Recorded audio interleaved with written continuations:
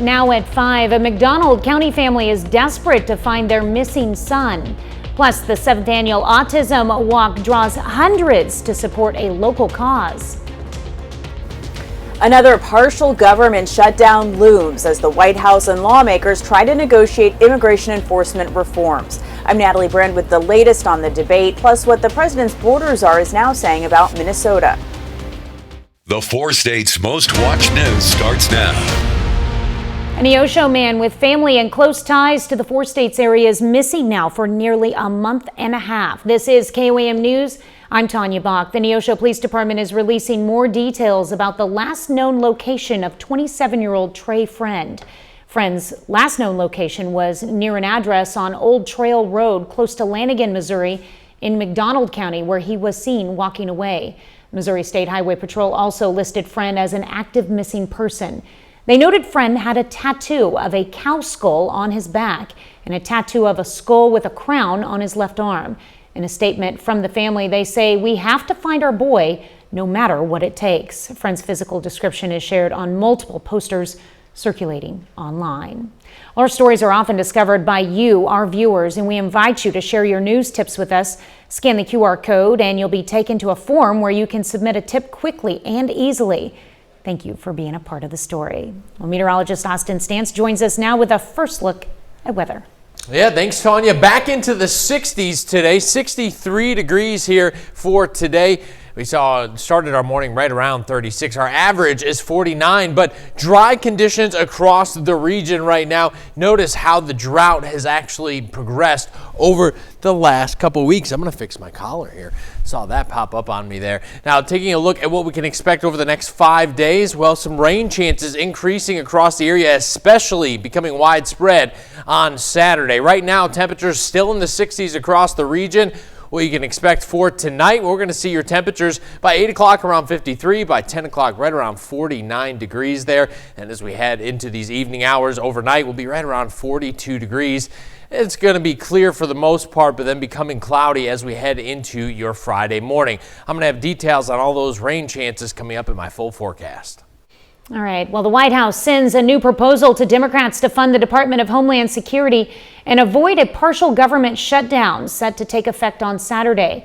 As senators debate ICE reforms today, the department's top officials are testifying on Capitol Hill, and the Minnesota operation that brought the issue to the forefront is coming to an end. Natalie Brand reports from the White House. We've seen a big change here in the last couple of weeks. The president's border czar Tom Homan announced this morning the federal immigration enforcement operation in Minnesota is winding down. I have proposed, and President Trump has concurred, that this surge operation conclude. Homan says a small federal footprint will remain following the weeks-long operation that set off a national debate over the Trump administration's immigration enforcement tactics. It comes at a cost of the lives of 2 U.S. citizens, Renee Good and Alex Preddy. Democrats blocked a procedural vote this afternoon. The motion is not agreed to. Accusing Republicans of not getting serious about negotiating change. We demand common sense solutions, practical solutions, solutions that every police department in America abides by to rein in ICE, stop the violence. The White House and Senate Democrats have traded proposals this week, while GOP lawmakers have pushed back against some of the key Democratic proposals, including restricting agents from wearing masks and tightening rules around warrants. They want our law enforcement to be totally vulnerable and put them in a lot of danger. They have some things that are really very hard to approve. If DHS funding lapses, a partial shutdown would impact agencies including the TSA, Coast Guard, and FEMA. Natalie Brand, CBS News, the White House. Senate Majority Leader John Thune says he will adjourn the Senate for the weekend on Friday if no deal is reached before then. Well, Grove, Oklahoma opens a new expo center on Wolf Creek. The 47,000 square foot facility includes a 6,200 square foot outdoor patio. The center provides space for expos, business meetings, and dinners. Grove officials say the community needed a place to grow and develop. We're doing here. We've built a facility that we can grow and develop and bring additional businesses in, which assist with growing the tax base and growing the community. Once somebody lives here, or once somebody comes here, they love to come back, and a lot of people buy homes and just move here. So that's great for us. The city is reviewing potential shows for the venue, focusing on family-friendly events. The Grove Area Chamber of Commerce says the Expo Center will create momentum for the local economy and draw regional visitors. Still ahead, pets love and Valentine's Day. Does a significant other in your life have 4 legs? I'm Cristian Benavides with why pet owners are spending more to shower their fur babies with love this Valentine's Day. And next in Health Watch, a family celebrates their son's recovery from a complex heart surgery. Topping today's Health Watch, organizers hope for another record turnout for this year's Freeman 5K and Autism Walk. The event, entering its 7th year, continues to grow, and last year it drew 866 participants. This year, teams can compete by raising funds, with prizes awarded to the top 3 groups. In addition to the 5K and walk, the event also features a car show, vendors, and activities for families in a fair-like setting. So this event, really, we hate to call it a fundraiser because it has a dual purpose. We do raise a lot of funds, and those funds go to help offset costs of the treatment. Treatment for autism is very expensive on families, and so all of this money goes to help provide scholarships for them. This year's event, themed Zero to Zoom, will take place Saturday, April 18th at the Bill and Virginia Leffen Center for Autism in Joplin. Well, February is American Heart Month, a time to raise awareness about cardiovascular health. It has special meaning for a little boy who has a new heart after spending 1.5 years in the hospital. Stephanie Stahl has his story. 11-year-old Colin Hummer reunited with Nettle, a facility dog at Children's Hospital of Philadelphia. Let me hold the leash. Nettle was an important distraction and comfort for Colin and his family while he was at CHOP for 530 days, being treated for complicated congenital heart defects. It's a lot of trauma, and it's scary. Colin's mom, Joy, says there were a variety of difficult complications, and ultimately, he needed a heart transplant. There was a period of time that he wasn't even eligible for a heart transplant because he was so sick.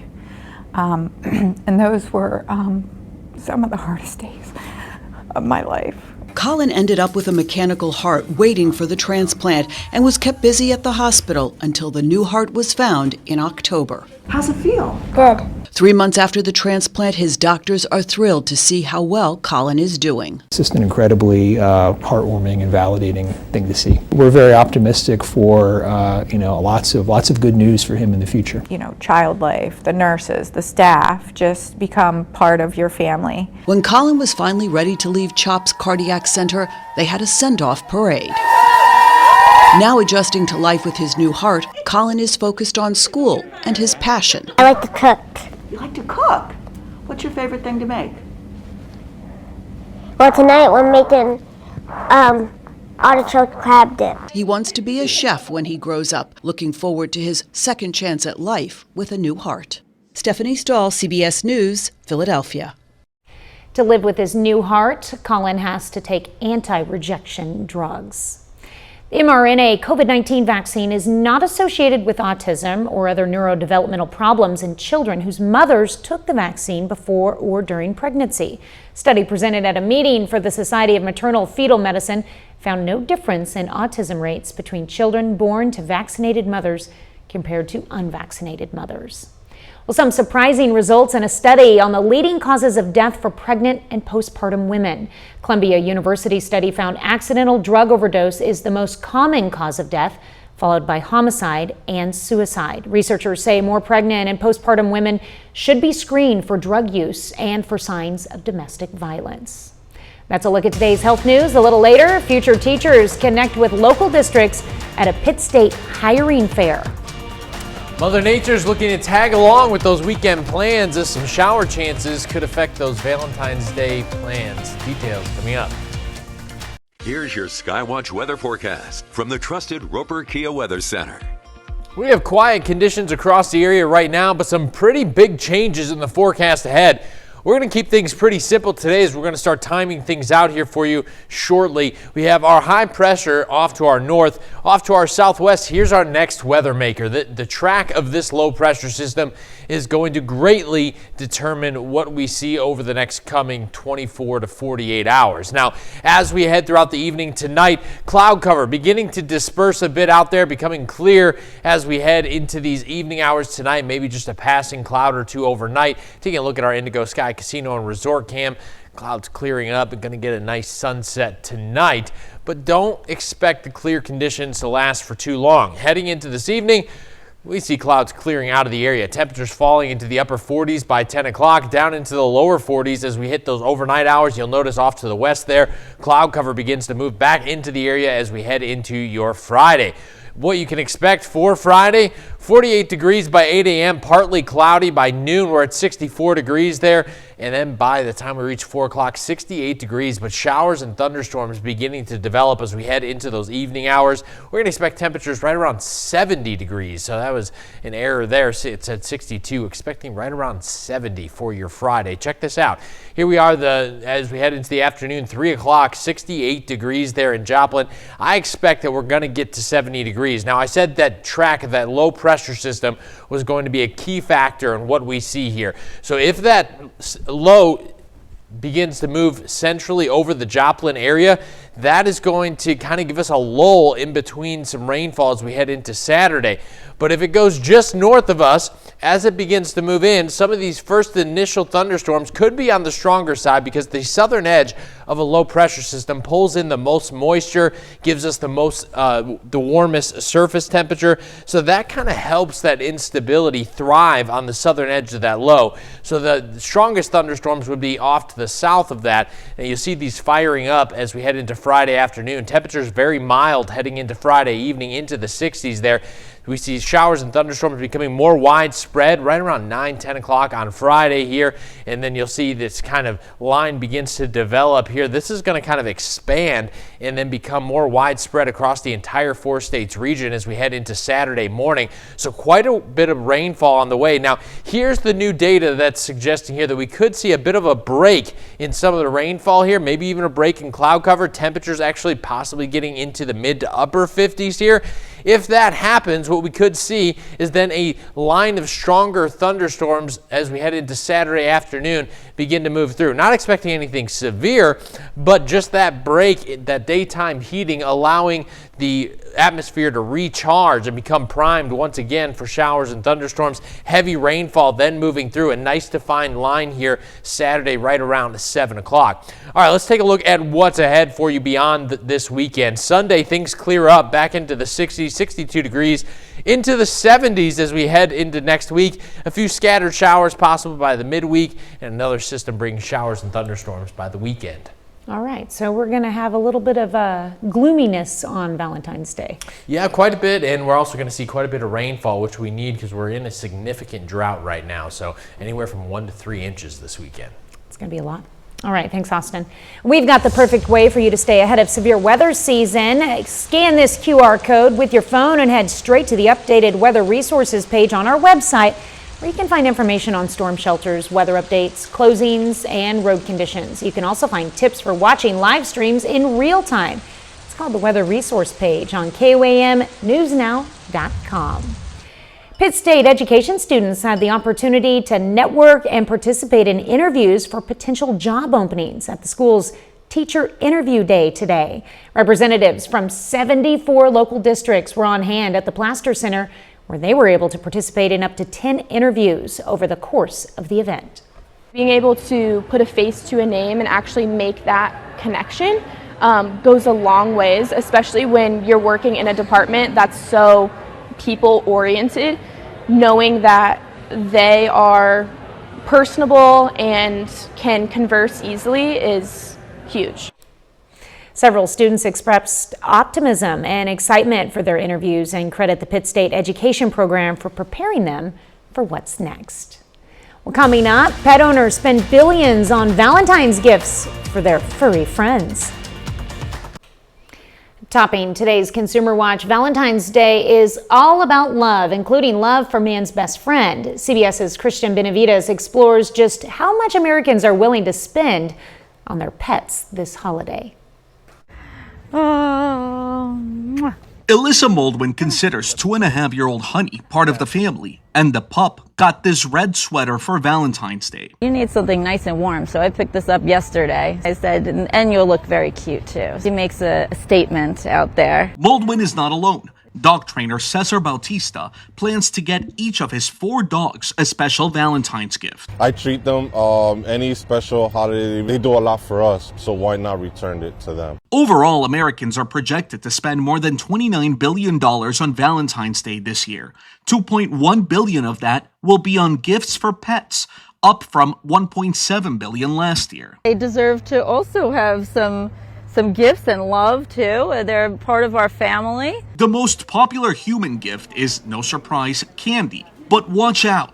Veterinarians say that human Valentine's Day treats can be hazardous to our four-legged sweethearts and have some tips on keeping your pet safe. Valentine's Day, it's all about the sweets and gifts that people are getting. So the first thing we think of is chocolate. And then for cats, I think of those lily flowers that can be really deadly. Veterinarian Dr. Lindsay Butzer says people should be mindful of where they're leaving their candy or a bouquet of flowers before heading out for a special holiday date. This is when the dogs get into it and people come home from those Valentine's Day dates and they rush to the emergency room because they've just eaten a whole box of chocolate. To avoid the heartache, Butzer says take an extra moment to look around. It can go a long way toward making sure our four-legged companions feel the love this Valentine's Day. Happy Valentine's Day. Cristian Benavides, CBS News, Miami. That's his flower. Another survey by European pet food company Burns found there is an age gap when it comes to spoiling your pet. 75% of boomers said they would spend nothing, while about half of Gen Z and millennials said they plan to buy gifts for their pets. Now, about a third of millennials said they would spend up to 200 euros, just as much as they do for their significant other. Stellantis issues a do not drive notice for 225,000 vehicle owners until they repair their defective Takata airbags. The notice affects certain Chrysler, Dodge, Jeep, and Mitsubishi models and years. The National Highway Traffic Safety Administration says 67 million vehicles with the defective airbags have been recalled to date, adding at least 28 people have been killed and 400 injured by exploding Takata products. Slade Gorton and Company Inc. is recalling salmon sold at BJ's Wholesale Club due to a risk of listeria. The recalled product was sold across 7 states between January 31st to February 7th. The FDA found listeria when testing a random sample of the frozen salmon packaged as Wesley Farms Atlantic salmon. And 2 iconic brands joined forces to create a refreshing new experience for flavor fans. Tic Tac, the mint, with 100 layers of flavor, launched a limited-time Tic Tac Dr. Pepper Mint, combining Dr. Pepper's one-of-a-kind taste with classic Tic Tac refreshment. Tic Tac Dr. Pepper Mints are available at select retailers with distribution at more locations nationwide in the following months. My son would love that. Final check of the forecast is next. Up next on the CBS Evening News, the largest measles outbreak in more than 25 years continues to spread. It may now be moving north. We'll have an update on that. And then on KOAM News at 6, the Joplin community will have a chance to vote on changing its emergency ordinance language. Plus, a new expo center aims to boost Grove's local economy, and dozens of school districts recruit Pitt State education graduates. Stay with us for the CBS Evening News and KOAM News at 6. Final check of the forecast? Yeah, I'll tell you what, the 4 states area farmers would love some rainfall, and Mother Nature is sending the Valentine in terms of rainfall this weekend, and quite a bit of it as well. Near 2 inches of rain here in Joplin can likely be expected there. And once we head into the next weekend, though, we'll see temperatures back into the 60s on Sunday, clear conditions, so a little bit of everything. All right, so farmers are getting the love. Yes, they are. All right. Well, thank you for joining us. The CBS Evening News is next, and we'll be back here for KOAM News at 6. We'll see you then. Have a great evening and an even better tomorrow.